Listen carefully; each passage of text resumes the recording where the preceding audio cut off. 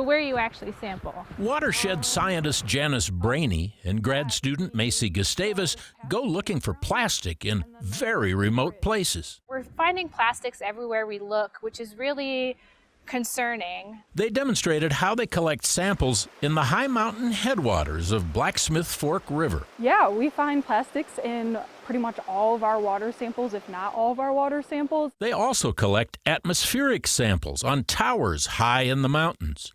And back in the lab, they look at it with a high-power microscope. It's green, an unnatural green, so this is likely a piece of plastic. They're looking for tiny particles, usually brightly colored. You can see a blue particle right here, a green fiber, and some blue fibers. The plastic bits are, of course, microscopic. This one, just 38 microns. So this is 4 times larger than a red blood cell. Tiny. Tiny. Where does it come from? From plastic trash that we leave lying around in our environment. Over time, it disintegrates into tiny particles that become part of the dust that goes, well, pretty much all over the place. Cars and trucks drag it around and kick it high into the sky, particularly on rural interstates where everything is at high velocity. What we found is that highways are largely responsible for moving plastics high into the atmosphere. Way high, nearly to the jet stream, where the particles spread around the world in a few days.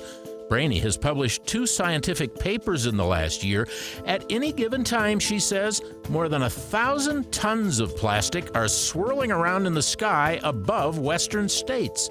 And it's landing everywhere, all the time. We have plastic that is coming from the sky right now and falling into the river. If all of this strikes you as a good excuse to avoid the great outdoors, there's some bad news.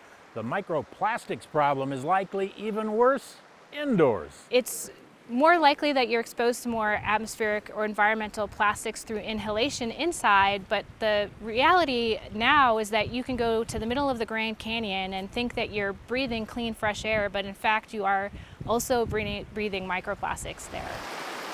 Definitely, I think people should be alarmed that there's virtually no place on the surface of the earth that you can go that isn't going to be contaminated with plastic garbage. I think that's very upsetting. This little branch of science is new enough that it's hard to know how important it is. No one knows if breathing or drinking the tiny particles is any more unhealthy than all the regular stuff that floats around the earth. Since we don't yet know what the consequences are, but we're already at this state where the plastic pollution is quite intense and quite concentrated in really remote locations. So the science is a work in progress, but so too is the plastic pollution.